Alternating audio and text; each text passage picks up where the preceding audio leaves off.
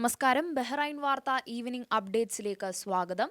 രാജ്യത്ത് ഇടിയോടുകൂടിയുള്ള ശക്തമായ മഴയ്ക്ക് സാധ്യത. മുൻകരുതൽ പാലിക്കാൻ നിർദ്ദേശം. ബഹ്റൈനിൽ വരും ദിവസങ്ങളിൽ ഇടിയോടുകൂടിയുള്ള ശക്തമായ മഴയ്ക്ക് സാധ്യതയുണ്ടെന്ന് കാലാവസ്ഥാ നിരീക്ഷണ വിഭാഗം. ശക്തമായ കാറ്റിനും കടൽ പ്രക്ഷുബ്ധമാകാനും സാധ്യതയുണ്ടെന്നും കടലിൽ പോകുന്നവർ ജാഗ്രത പാലിക്കണമെന്നും നിർദ്ദേശമുണ്ട്. ശരിയായ ലൈനിൽ വാഹനമോടിച്ചും വേഗപരിധി പാലിച്ചും വാഹനങ്ങൾക്കിടയിൽ സുരക്ഷിതമായ അകലം പാലിച്ചും ഡ്രൈവർമാർ ജാഗ്രത പാലിക്കണമെന്ന് ജനറൽ ട്രാഫിക് ഡയറക്ടറേറ്റ് ആവശ്യപ്പെട്ടു. പുതിയ യാത്രാ മാനദണ്ഡങ്ങൾ പുനഃപരിശോധിക്കണമെന്നാവശ്യപ്പെട്ട് പ്രധാനമന്ത്രിക്കും വിദേശകാര്യ മന്ത്രാലയത്തിനും മുഖ്യമന്ത്രിക്കും ബഹ്റൈൻ കേരളീയ സമാജത്തിന്റെ കത്ത്. ഗൾഫിൽ നിന്നും ഇന്ത്യയിലേക്കുള്ള പുതിയ യാത്രാ മാനദണ്ഡങ്ങൾ പുനഃപരിശോധിക്കണമെന്നാവശ്യപ്പെട്ട് ബഹ്റൈൻ കേരളീയ സമാജം പ്രധാനമന്ത്രിക്കും മുഖ്യമന്ത്രിക്കും വിദേശകാര്യ മന്ത്രാലയത്തിനും കത്തയച്ചു.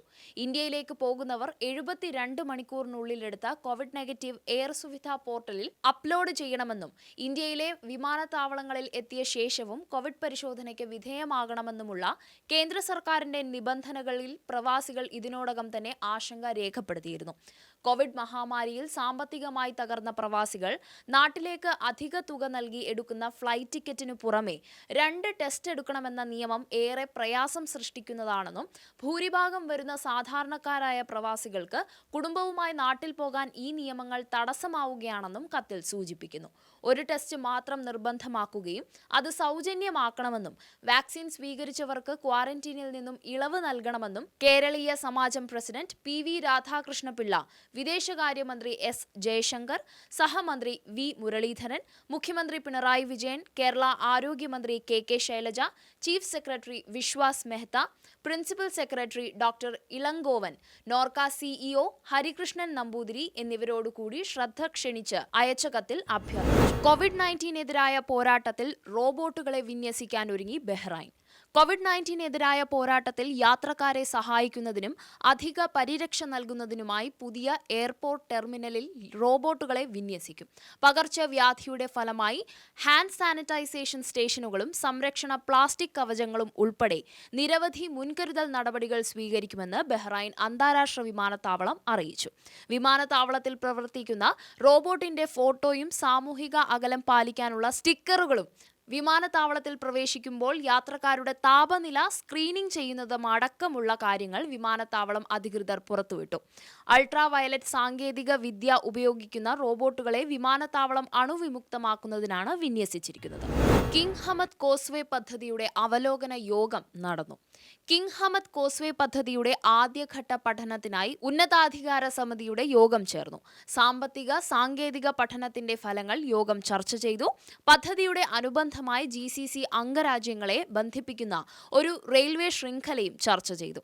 യോഗത്തിൽ സൗദി ഗതാഗത മന്ത്രി engineer Salih bin Nasser al Jasser, Bahrain ഗതാഗത ടെലികമ്മ്യൂണിക്കേഷൻ മന്ത്രി engineer Kamal bin Ahmed Mohammed, Saudi Public Transport Authority president doctor Remeh bin Mohammed al Remeh, King Hamad Causeway organisation board chairman Ahmed bin Abdul Aziz al Haqbani, ഗതാഗത telecommunication under secretary Sami Abdulla Bu Hassa എന്നിവർ പങ്കെടുത്തു.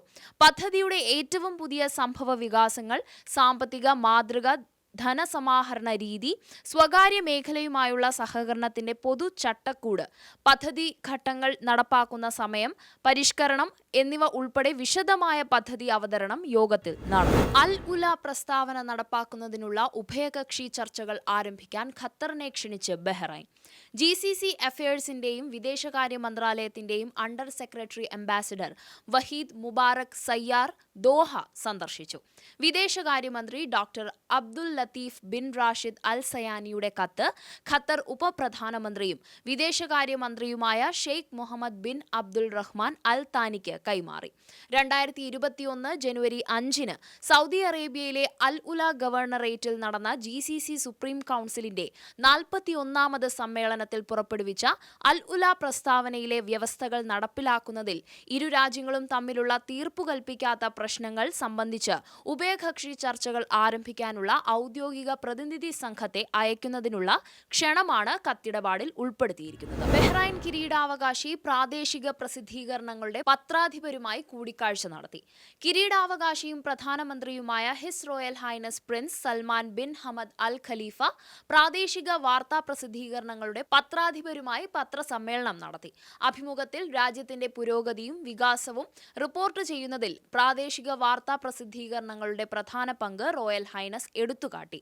കിരീടാവകാശിയുമായി കൂടിക്കാഴ്ച നടത്താൻ സാധിച്ചതിനും രാജ്യത്ത് മാധ്യമത്തിനും സംസാര സ്വാതന്ത്ര്യത്തിനുമായി royal highness നൽകുന്ന നിരന്തരമായ പിന്തുണയ്ക്കും പത്രാധിപർ നന്ദി പ്രകടിപ്പിച്ചു.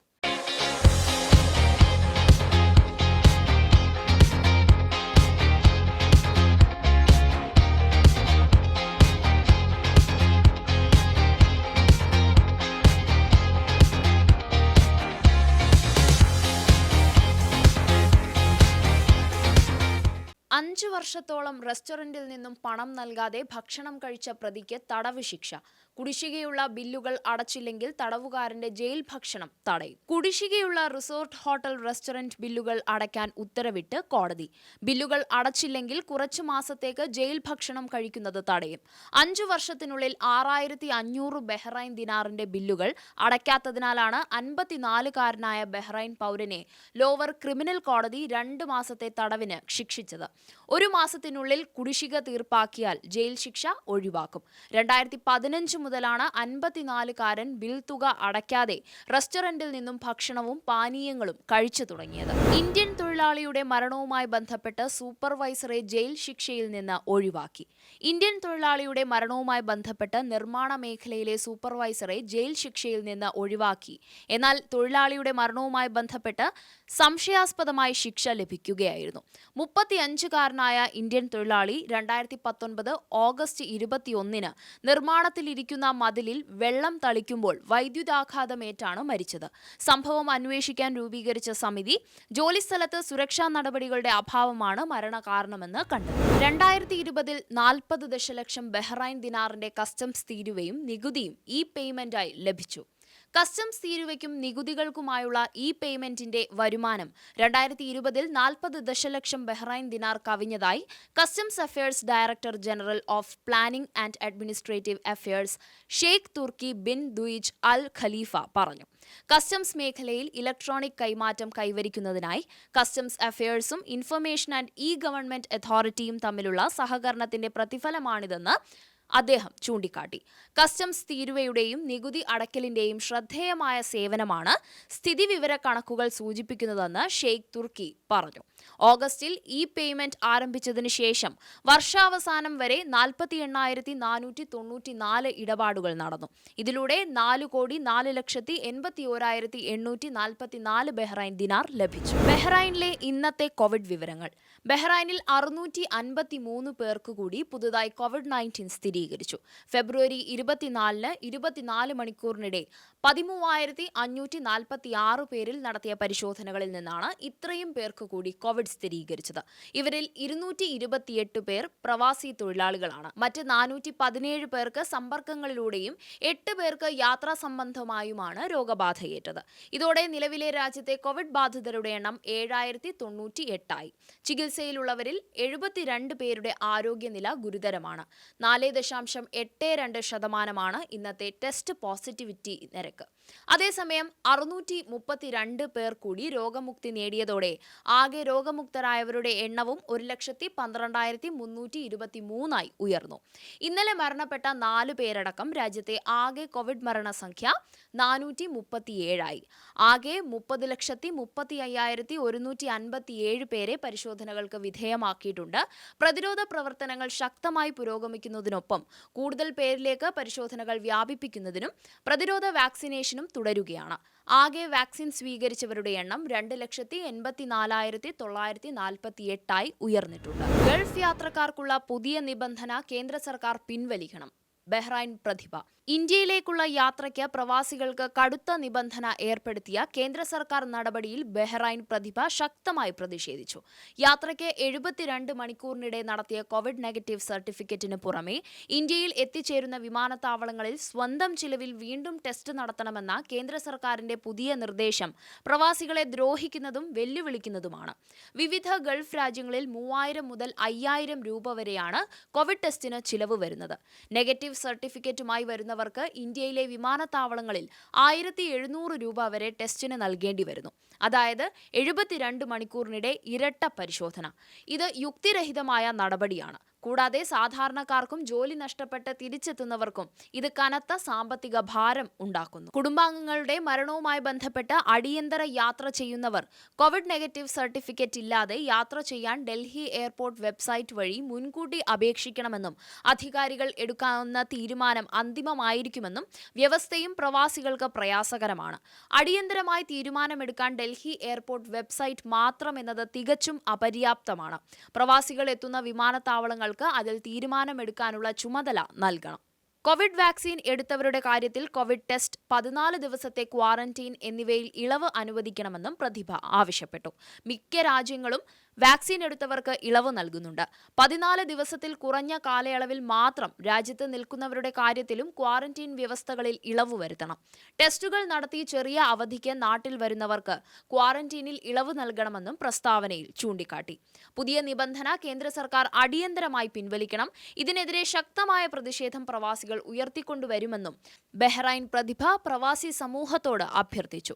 കേന്ദ്ര സർക്കാരിന്റെ പ്രവാസി ദ്രോഹ നടപടിയുടെ മറവിൽ പ്രവാസികളുടെ പ്രശ്നങ്ങളെ എന്നും അനുഭാവപൂർവ്വം പരിഗണിക്കുന്ന സംസ്ഥാന സർക്കാരിനെ കരിവാരിത്തേക്കാൻ ചിലർ നടത്തുന്ന ബോധപൂർവ ശ്രമങ്ങളെ കരുതിയിരിക്കണമെന്നും പ്രസ്താവനയിൽ അഭ്യർത്ഥിച്ചു. പ്രവാസികളെ ദ്രോഹിക്കുന്ന കേന്ദ്ര സർക്കാരിനെതിരെ ഉയരുന്ന പ്രതിഷേധത്തിന് തുരങ്കം വയ്ക്കാനാണ് ഇത്തരം ശ്രമങ്ങളെന്നും പ്രതിഭ സെക്രട്ടറി NV ലിവിൻ കുമാറും പ്രസിഡന്റ് KM സതീഷും പ്രസ്താവനയിൽ വ്യക്തമാക്കി. കരുതലോടെ കൗമാരം. ടീൻ ഇന്ത്യ ആരോഗ്യ ക്ലാസ് സംഘടിപ്പിച്ചു. ടീൻ ഇന്ത്യ റിഫ വിദ്യാർത്ഥിനികൾക്കായി ആരോഗ്യ ക്ലാസ് സംഘടിപ്പിച്ചു. കരുതലോടെ കൗമാരം എന്ന ശീർഷകത്തിൽ ഓൺലൈനായി നടത്തിയ പരിപാടിയിൽ അൽ ഹിലാൽ ഹോസ്പിറ്റലിലെ gynaecologist doctor Jasmin S class എടുത്തു. കൗമാരക്കാരായ പെൺകുട്ടികളിൽ കണ്ടുവരുന്ന ശാരീരിക പ്രശ്നങ്ങളും അതിനുള്ള പരിഹാര മാർഗങ്ങളും വിശദീകരിച്ചു. ഇത്തരം പ്രശ്നങ്ങൾക്ക് ഇന്നത്തെ ജീവിത ഭക്ഷണ രീതികൾ, കായികക്ഷമതയുടെ അഭാവം തുടങ്ങിയവ പ്രധാന കാരണങ്ങളാണെന്ന് അവർ പറഞ്ഞു. പരിപാടിയിൽ പങ്കെടുത്തവരുടെ സംശയങ്ങൾക്ക് ഡോക്ടർ മറുപടി നൽകി. Teen India Riffa president Liya Abdul Haq അധ്യക്ഷത വഹിച്ച പരിപാടിയിൽ ജനത് നൌഫൽ പ്രാർത്ഥനാഗീതം ആലപിച്ചു. നജ്ദ റഫീഖ് സ്വാഗതവും സഹല സുബൈൻ നന്ദിയും പറഞ്ഞു. നുസ്ഹ കമറുദ്ദീൻ പരിപാടി നിയന്ത്രിച്ചു. പ്രവാസികളെ കറവ പശുക്കളാക്കരുത്. Youth India.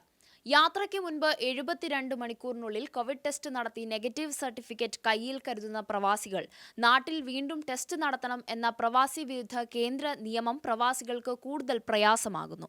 കോവിഡ് മഹാമാരിയിൽ സാമ്പത്തികമായി തകർന്ന പ്രവാസികൾ നാട്ടിലേക്ക് അധിക തുക നൽകി എടുക്കുന്ന ഫ്ലൈറ്റ് ടിക്കറ്റിനു പുറമെ 2 ടെസ്റ്റ് എടുക്കണമെന്ന നിയമം കേന്ദ്ര സംസ്ഥാന സർക്കാരുകൾ പിൻവലിക്കണം. കുടുംബമായി നാട്ടിൽ പോകാൻ ഈ നിയമങ്ങൾ തടസ്സമാവുകയാണ്. മറ്റ് രാജ്യങ്ങൾ കുട്ടികൾക്ക് ഒഴിവ് കൊടുക്കുമ്പോൾ ഇന്ത്യൻ സർക്കാർ പിഞ്ചു കുഞ്ഞുങ്ങൾക്ക് വരെ ടെസ്റ്റ് ചെയ്യണമെന്നാണ് നിയമം ഏർപ്പെടുത്തിയത്. ഈ പ്രവാസി വിരുദ്ധ നിയമങ്ങൾ ഒഴിവാക്കി പ്രവാസികളോട് അനുഭാവപൂർണമായ നിലപാട് സ്വീകരിക്കണമെന്ന് യൂത്ത് ഇന്ത്യ കേന്ദ്ര നിർവാഹക സമിതി ആവശ്യപ്പെട്ടു.